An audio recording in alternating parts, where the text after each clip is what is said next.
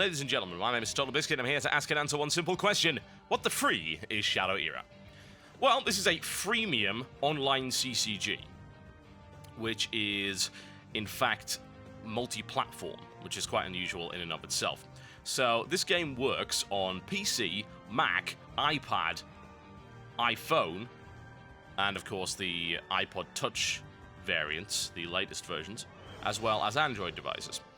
So you can play this pretty much anywhere as long as you have a Wi-Fi or 3G connection, because of course it is based around an online account, so you can't play otherwise, which I suppose is kind of a kick in the teeth to some people because they'd like to play against the AI wherever they are, but unless you have Wi-Fi or internet access, you're not going to be able to do so. Anyway, I picked this up on the iPad about 2 months ago, and I was very curious because I was looking for CCGs that the iPad would be able to play, because the iPad seems like an absolutely perfect format for board games and card games.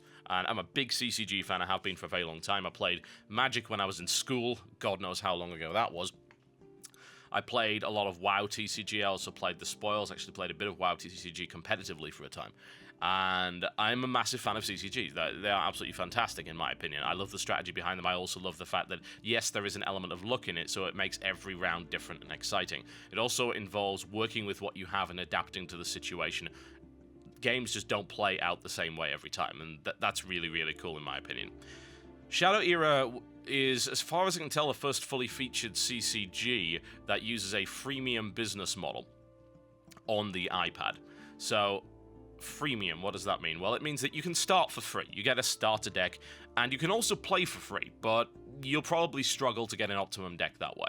There are ways and means of doing it, but we'll talk about that once I've shown you the options for purchase. So the way that this company actually supports itself is to sell booster packs in the same way that a physical CCG would actually work. Only these booster packs are significantly cheaper.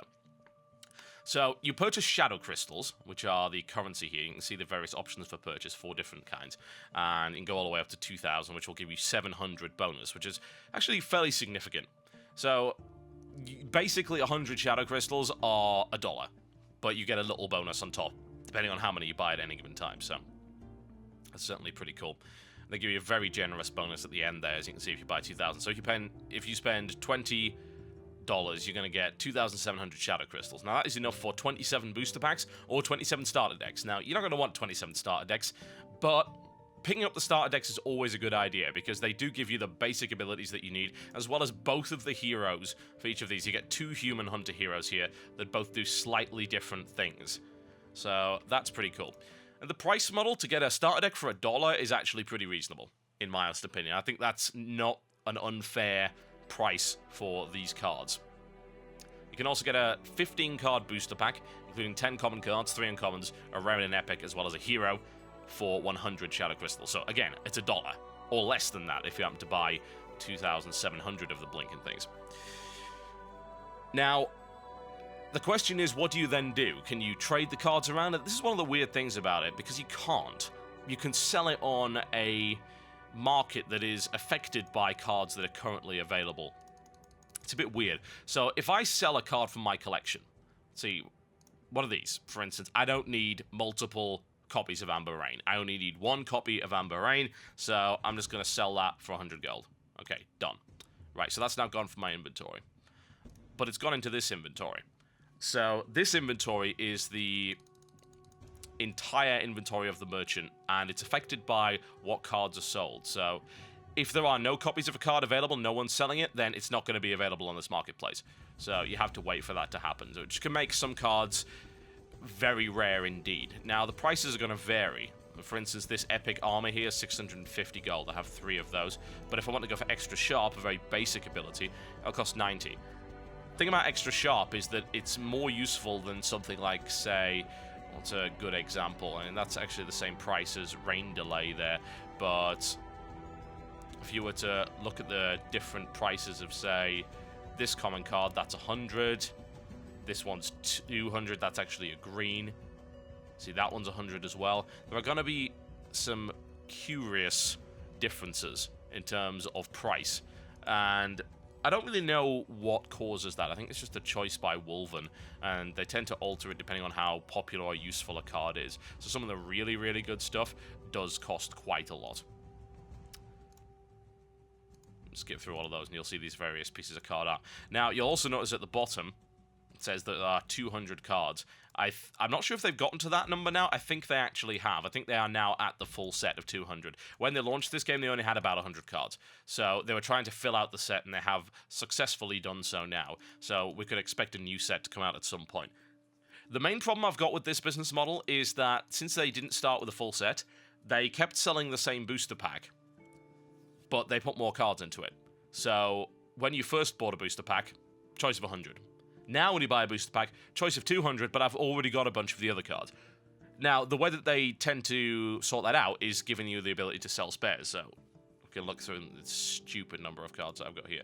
I've got 5 Plasma Behemoths. I could only ever use 4 of these, because 4 is the limit of duplicates you can have in a deck, so I can sell that. Admittedly, the selling system is a bit clunky. I'd like to be able to sell multiple cards at once. As it stands, you can't do that. I think they could certainly put a lot more effort into that and tighten this system up somewhat. I don't know if that's the most reasonable way of doing it, but it seems to work fairly well. So if I buy a bunch of boosters and like, oh look, it's a bunch of cards I don't actually need, at least I can sell them and then get the cards that I do want, assuming that they're actually available on the market. So it seems to work for the moment, although I don't know how well it's going to continue working in future. What I'd also say is that the merchant does not allow you to search for cards in an easy fashion. That kind of sucks. It's in order, which is fine, but if I just want to, can I filter it by anything? Not really.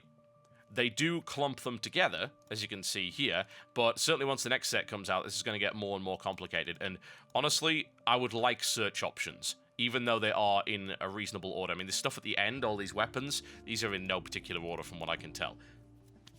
So yeah, I definitely like the ability to filter this system properly. That's something they could definitely do with adding. Alright, let's have a look at the deck builder. So, deck builder, as you can see right there, that is my current deck, and I'll probably never be able to use this one again because I'm now revealing the contents of it to everyone. So, I don't know how good a deck it is. I've won probably about 70% of my matches with it, mostly because the current metagame seems to revolve around a use of a lot of allies, and this deck is specifically built to counter that, and it's fairly powerful in that respect. The hero that I use has a shadow ability. And all of the heroes have shadow abilities. And this one allows me to deal 4 damage to all allies on both sides. Now, the trick of it is I don't have any allies. I rely entirely on spellcasting and items for protection, as well as the use of Rain Delay, which is not a particularly good card, but for my purposes, it does actually do the job in order just to slow down the amount of damage my opponent can do. This deck pretty much fails against anything that is designed to do damage with the hero as opposed to do damage with allies. Doesn't do so well against that. You can still win, but it's got a much lower win percentage in that respect. Anyone that uses allies generally gets crushed by this deck unless I get some really bad luck or draws. Now, the deck builder is once again not as good as I would like. I think there's definitely some things that they could do here. Now, if I were to pick this and start building a warrior deck, I can then hide unusable. So that makes things fairly easy. But what I would like is the ability, once again, to filter this down, if at all possible, more so than it currently is. Now, yes, it does tend to group things together, but still I feel that this could be done much, much better. It could also give a breakdown in terms of percentages, like I'd like to know how many allies there are in a deck versus how many spells and things like that, so that I can figure out the optimum numbers for my deck. That isn't really there, and there are games that do this better in terms of deck building. Magic the Gathering Online does it better, but that's been around for a lot longer, and the beta for the Pokemon TCG does it much, much better. So I think there's certainly a lot that they could do here in order to make this better. It's also not as slick as I would like in terms of the use of touch controls on the iPad. For instance, adding stuff, as far as I can tell, you can't drag cards into the deck, unless that's been a recent update. I haven't played the game on the iPad for a couple of weeks now, so maybe that's changed. I can drag stuff in here on the PC version very, very easily, but certainly a few weeks ago I couldn't drag stuff into the deck via the use of the touch controls on the iPad. I could just click and then click add, which is not a particularly quick way of doing things. Most of these are minor gripes, but they're certainly things that I feel should be tightened up. Now, if you decide to play for free, there are ways and means of doing so without actually buying any cards. Now, one of the main ways of doing this is to compete in the PvE, which is to fight against AI opponents. They will give you experience. Every 4 levels of experience, you get a booster pack. As far as I'm aware, I'm pretty sure that's the case. And there's also a bounty of gold here. Now, these guys don't really get you too much, but as you level up, you're going to advance against more powerful opponents, and they're going to give you a bigger bounty. You can also gain experience and gold from actually winning challenges, which is the online mode there against other people. So, let's do a demonstration, shall we? Now, what am I going to fight? I don't really want to fight another mage, because I know he's a mage, and this Wolven guy might have allies, but he might not. He could be playing a lone wolf deck, which is quite dangerous. We could go against this guy, or perhaps this elemental. Let's deal with this elemental then, shall we? So we're going to fight against him with my mage deck, which is designed for the destruction of allies. I'm hoping this guy actually has allies. If he doesn't, then I'm in serious trouble. All right. Okay, so let's explain how this game actually works then, shall we? So he gets to play first, and yes, he's using allies. Fantastic. This is going to be ideal. So his first ally is already in play. So I'm going to take a bit of damage initially. There's not a lot that I can really do to stop that. Now, I've got to pick something to get rid of for a resource. Those of you who played WoW TCG will be very familiar with this mechanic, although in this case there are no quests. There are no other ways of actually gaining resource other than to use existing cards. So you've got to be quite careful with the ones that you choose. I can also get rid of research because I've got 2 and I can't play 2 at once. So unless for some reason this item gets destroyed, which it probably won't, then I don't need another one of those. So engulfing flames as well, I could get rid of this because these don't stack. So I'm going to just get rid of 1 research for the moment. So I'm going to sacrifice that. Is there anything I can do? No. So let's end the turn. And I'm going to take a little bit of damage initially because this guy's managed to get some allies out very quickly. Second spark out as well. So these are like slivers in Magic the Gathering, I think, as you can probably figure out. So this is going to get very unpleasant for me very, very fast, because he's already got 3 of these bastards out in the first place. So I'm going to have to try and wipe them off the board as quickly as I can. And there's the initial damage being done there. They're going to hit me. That one hit me for 3. Now, Summoning Sickness is in play in this game. Oh, thank God. That'll actually hold them off for a while. Summoning Sickness is in play, so when you play a card, you can't use it on the turn that you actually pull the card and put it into play. There are some cards that can actually work. I'm going to use Rain Delay just to hold these off. Now, a lot of the pros at this game will tell me that Rain Delay is not a very good card, and while I would tend to agree, it's useful in this case because I'm trying to hold off allies until I can build up the items and abilities that I need in order to actually win. So, he can't attack me now, and we are going to go on to the next turn. You'll notice that this counter in the corner actually went up. That's called Shadow Energy. Shadow Energy is a resource whereby you can use your Shadow ability. I'm going to sacrifice one of these, I think. There we go, get that out of the way. Your Shadow ability is this one right here. I've got 3 Shadow Energy. On 5, I can deal 4 damage to all allies on both sides. So I could wipe that off the board, but I've got to hold out for a couple more turns before I'm able to do that. So I'm probably going to take a real pounding off of him next turn. So if anything I can do to stop it, not really. But I can do some damage back. So I think I'm going to do that. And I get the Fireball out and deal some damage to him. He's actually quite an unpleasant hero to play against because he actually also has a direct damage ability in terms of his Shadow Energy. So that's something to watch out. Every 4 turns he's going to be able to deal damage to 2 different targets. Ouch. Alright, so thankfully his hand is getting very, very small. That is really unpleasant. Holy hell. Dear God, this guy is about to absolutely destroy me. Wow. Jeez. I never played against this guy before, and I think I'm about to lose almost straight away. That is a nasty combination. Whoa. Well, this is not going to be a very good demonstration, I can tell you that for a fact. Next turn I die. It's as simple as that. Jeez. Yeah, I'm dead next turn. Christ. Nothing. I didn't even get to do anything. Oh, jeez. I don't even know. I've already lost this game. There's actually no way I can come back from this. So that was not exactly the best demonstration. This deck is usually pretty good, but I've actually never encountered this sort of Spark Rush before. I never play against elemental guys. Almost nobody plays elemental from what I can see. All of my challenges have been against warriors and rogues and things like that. So, well, there's no way I can win now, so I'm just going to end the turn, and I'm just going to lose horribly. And, jeez, that is a nasty combo. Incredibly unpleasant. So that's me dead. Straight away. Okay, I just lost in 4 turns. That was really embarrassing. But I did gain XP, so I suppose that's not too bad, is it? Alright, well, let's try another player, because I might have a little bit more luck. I think I found the deck that directly counters mine. Yeah, mine does have some issues, that is very much clear. Alright. I'm going to go into challenge mode here, and you can just create a game or click quick game. Quick games are all ranked. It's very, very easy to find a game in this. You can search for a player name. If you want to get a private game, you can create a game of your own. The only game type is currently normal. I imagine they'll add more later. You can also watch games that are currently in progress, so I can actually jump into this one, if I recall correctly. Oh, yes, of course, they've actually made some changes. I have to alter my deck now. They've made changes so that the decks require 40 cards now. That's kind of annoying. I'm just going to have to add one extra. What abilities? I could add another supernova, I suppose. That's probably not a terrible idea. Oh, yes, there's also... well, I don't need that. That's useless. Target ally is disabled for 3 turns.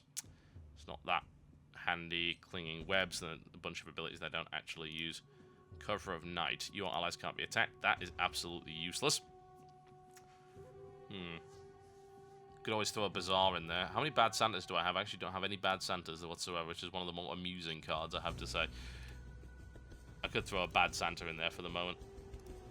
I actually have 4, so maybe I should actually add 4 bad Santas in here. But I don't think card draw is really going to help me, honestly. Not in this deck. I don't think that composition really makes any sense. Freeze is probably a good bet.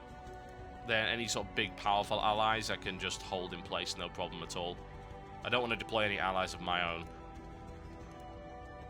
The only other thing you could do, potentially, is use 4 Tainted Oracles, and then they could actually give you some card draw as well, because you know they're going to get destroyed, so that's a possibility, I guess. I'm going to throw 4 freezers in for the moment. Now you can either do that, or you can just do that. There we go. It actually makes a 43 card deck. I'm half tempted just to take the supernovas out of the deck, but I don't know yet. Alright. Okay, so you click on that to go back, and let's do a game, shall we? And hopefully actually win this. Now, this one started 15 seconds ago. I can actually jump in and watch this if I like, as you can see. Which is kind of neat. And you can also change your camera view around, no problem at all. So it's pretty cool to be able to watch games from other people just at any point. You can also watch replays of games that you've played. So you can analyze and find out where exactly you went wrong. And a quick game. And that's basically as fast. It's pretty much that quick to get into a game. You just then wait for your player, which generally doesn't take too long. Depends on the time of day, of course. There are quite a few players for this, so it's certainly not a dead game by any stretch of the imagination. This is actually the longest I've probably ever waited for a game. More often than not, it's just about 5 or 6 seconds. So let's just wait for an opponent. I haven't actually played against another player for quite some time here. So I'm interested to see how this deck currently works. As I say, it's kind of a...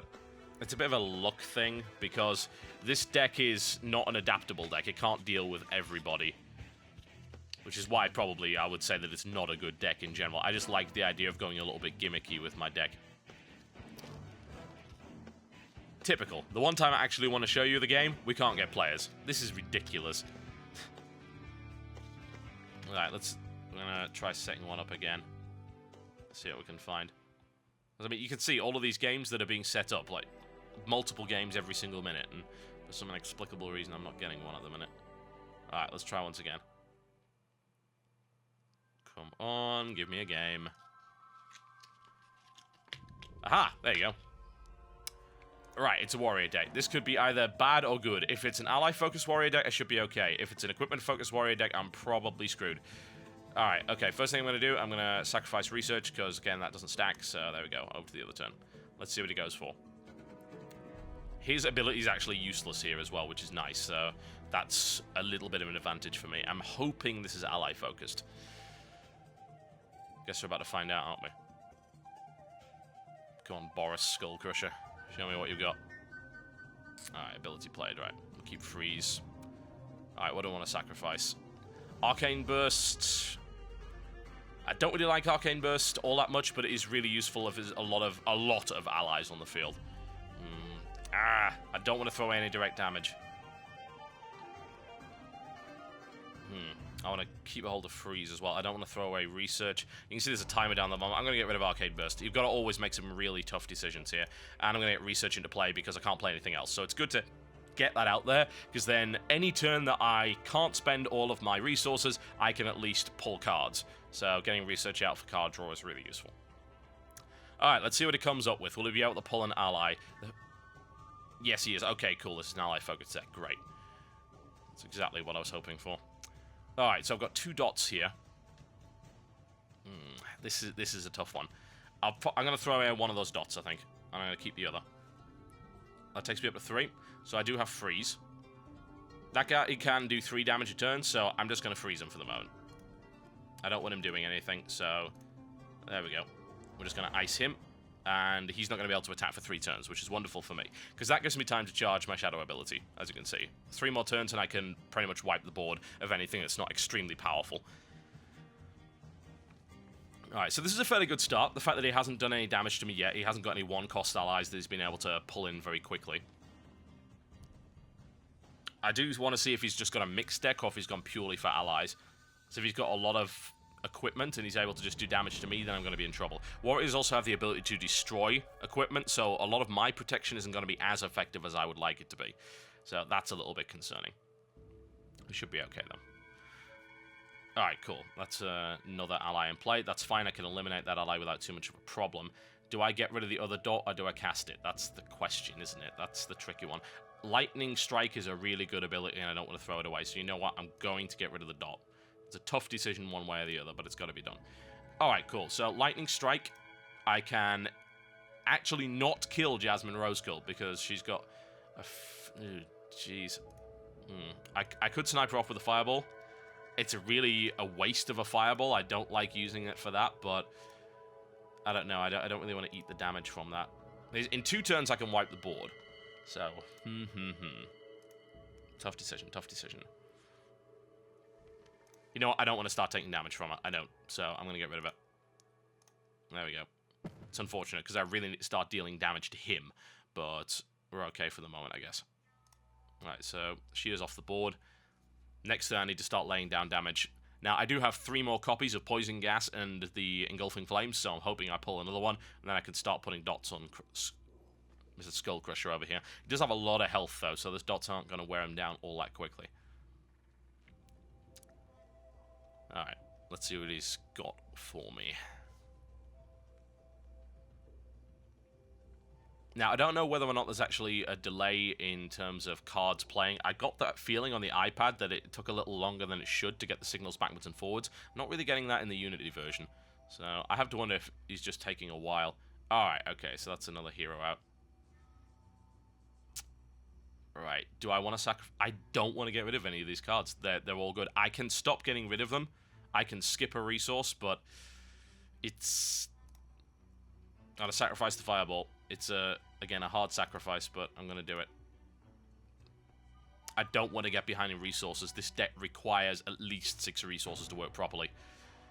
Usually more than that, because I'm drawing cards and all sorts of things like that. Alright, let's get Lightning Strike out. So, can I kill him off? No, once again. That's another bloody hero with that, but it's not really a problem, because I'm going to wipe the board next turn anyway. Which actually makes me think I should do card draw, but no, I'm going to start dealing damage. It's going to have to happen one way or the other, isn't it? It doesn't really matter, because this guy is going to die next turn. Alright, so there we go. 3 damage to Boris, and at least he's actually taken a little bit of damage initially. I don't know if I've necessarily made the right decisions here. I'm still trying to learn this game. There's quite a lot of depth to it. I'd say there is a ton of similarity to WoW TCG and Magic the Gathering. There aren't all that many unique mechanics in here. There are a lot of things that work the same way as those 2 games. It is a fairly derivative title, but it's... what's the best way of putting it? It's very functional, and it works very well. I don't really see the problem of taking mechanics from other games as long as your game works well and stands up on its own, which it does. Oh god, he's one of those guys. Right, Jeweler's Dream is one of the best weapons available at the moment because it lets you untap 2 of your resources when you hit someone with it, which makes you fairly ridiculous. I hate that card so very, very much.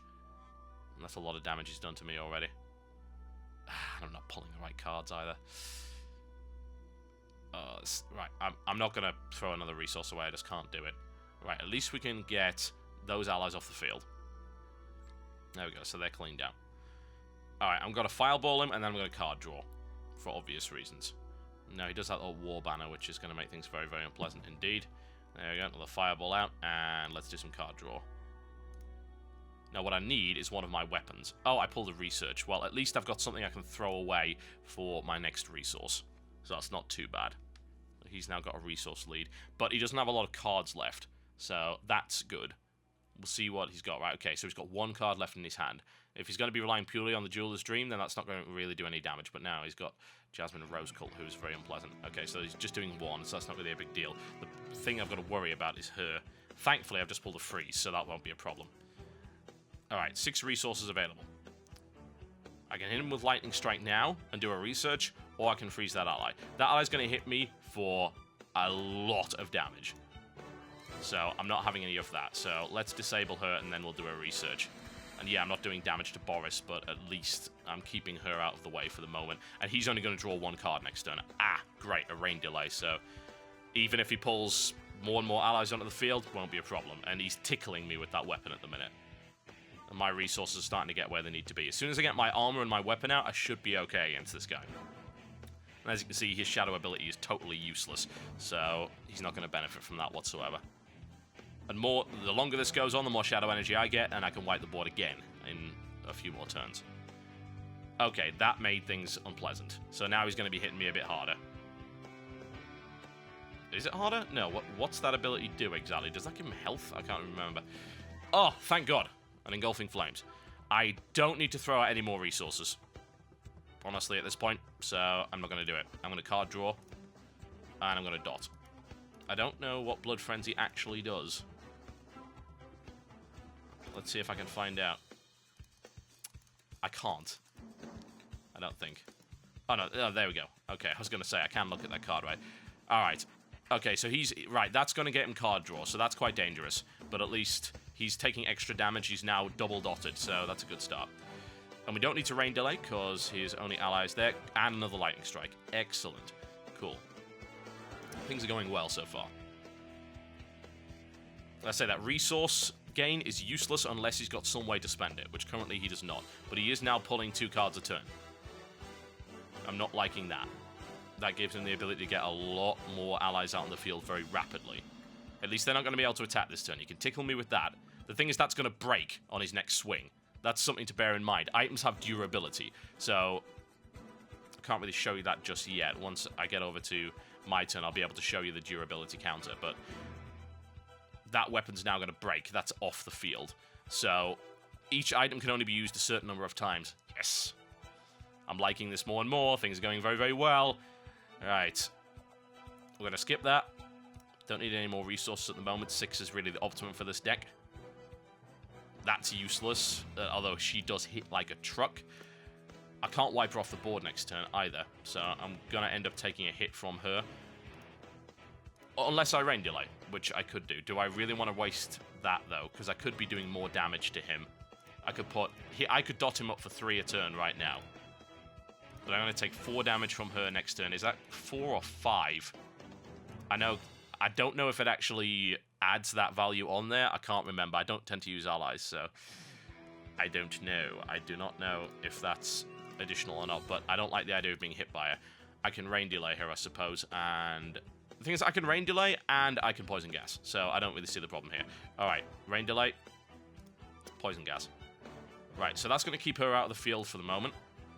I still don't really have a way of dealing with her yet, because even my wipeout ability isn't going to get rid of her, because she's got 6 health, but I can lightning strike her and then hit her with that next turn, so that's not really a big deal. Okay, so she can't attack me this time, and he's just taking 3 damage, which puts him down to where I am, so that's good. My ability's recharging, so things are going okay. He's got 7 resources on the field. Well, let's see what he can do with them. Has he pulled anything useful? I really hope he's pulled another Jeweler's Dream, because that's so useless for him right now. Okay, what are you playing? What are you playing? Do you have anything? I don't like the sound of that. Alright. I've got another rain delay. Cool. I can rain delay and lightning strike. Perfect. So you guys ain't doing anything, especially considering... oh, actually, can I rain delay now? I don't think I can. Yeah, because rain delay is still in effect. Yeah, that's why rain delay is a bad ability. I keep forgetting. Because rain delay also goes across to your side, I'm pretty sure you can't... Yeah, you can't put it in play because stuff doesn't stack, so rain delay isn't that good. So he's going to hit me like an absolute truck. I don't like that at all. The worst thing is that allies are going to heal 2 damage. Even after I hit him with a lightning strike. Balls, balls, balls. I actually can't kill her. Urgh. Well, I've got to do damage, so... I'm going to do damage to her and him, because I can definitely kill her. Why did I do that? That was a stupid decision. I'm such an idiot. I'm doing this completely wrong. And I still haven't pulled any of my equipment. So this is not going well. Actually, it's going fine. As long as I can stay alive for the next couple of turns, I'll be fine. I just need a bit more direct damage to him. The problem is I'm about to be hit like a truck. I could stop them next turn, but they're going to hit me for 8. He doesn't have anything to hit me with yet. Alright. Yeah, okay, that's 4. That's 8. So that'll take me down to 10. I can rain delay the next one. So that's fine. I can get rid of this poison gas because I don't need that. An arcane burst. That might actually be useful. I may be able to clear the board this turn. Alright, well, let's get the poison gas out of the way. Alright, so I can do damage now. That'll get rid of Jasmine. And that'll take her down to 2. Then a lightning strike will kill her off entirely, which puts us in a great position. 1 and 2. Splat. Alright, so he's down to 9. He's dotted up for 3 a turn. Yeah, I'm in a really good position at the minute. He can't do anything to me now. Assuming he doesn't have a bunch of allies that can come in and do damage immediately. Or he's got some crazy thing up his sleeve. I should be alright. So he's down to 6. He'll die... Can I kill him next turn? I might have enough DPS just to kill him outright. Alright, that's another ally. That's fine, I can rain delay her. Or I can freeze her. So, yeah, that would actually be even better, I feel. Can I kill him? He's on 6. How many resources have I got? How many resources do I have? I can't see it. Let's get the camera out. Okay, right. Okay, I know how to do this. Right, this is easy. Okay, so sacrifice that to go to 8. We're going to double Arcane Burst, which seems like an absolutely ridiculous thing to do, but that's going to kill him next turn. He can't survive. Okay, so 1 Arcane Burst down. 2nd Arcane Burst. And then he dies as soon as his turn ticks over. So that's GG. Splat. There we go. That was actually a really bad demonstration of my deck because I didn't get any of my gear out that should have protected me from all this stuff. I've got a staff that basically freezes anything that comes into play for 2 turns. I've got armor that freezes anything that hits me. And none of that came into play. But as it turns out, we're able to win that anyway. So hopefully that was a reasonable demonstration for you guys, I suppose. I think I actually didn't have a rating because I don't think I played for ages, but yeah. Anyway, that's Shadow Era for you folks. A fairly lengthy demonstration of how it actually works. It's a really nice CCG, honestly. I think it's a very well-implemented CCG. It's definitely the best one on the iPad at the moment, I can tell you that for a fact. And I like Ascension, but that's not a collectible card game. It's more of a living card game. You get all the cards in the game. Bang, I feel, is the same. In fact, I'm sure that it is. So, as regards to a business model, I think that they do it really well. I feel that the cost of the cards in this game is fair. And I feel that the way that they've set it up so that you can earn cards outside of it and you can use the merchant to get rid of cards you don't want and buy the ones you do is good. I do think they've got a lot of work to do in terms of the interface. The deck builder is pretty bad. The marketplace could definitely be a lot better than it is. Aside from that, though, I think the Shadow Era is really promising, and you should probably have a look at it. ShadowEra.com is the place to go to sign up for an account there, and you can also download the app for free on your iPad, iPhone, iPod Touch, and Android devices. My name's been TotalBiscuit, having a look at Shadow Era, and I will see you next time.